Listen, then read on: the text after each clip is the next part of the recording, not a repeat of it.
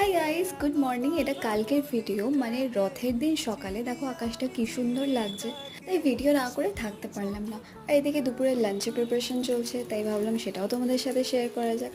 এটা এখানে ফলি মাছের ঝোল হবে, তাই জন্য মাছ ভাজা হচ্ছে। আর এই যে লাঞ্চে ছিল কালকে ফলি মাছ, চিংড়ি মাছ, আর এটা চিংড়ি মাছেরই আরেকটা তরকারি।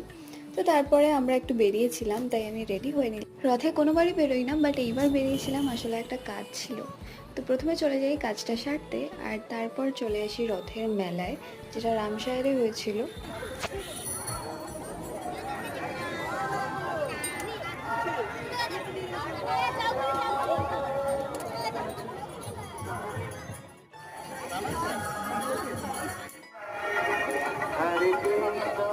তারপর ঘুরে ফিরে ঘরে চলে আসি, আর রাতের ডিনারে ছিল মাটন। আর ভাই যেহেতু মাটন খায় না, ওর জন্য চিকেন।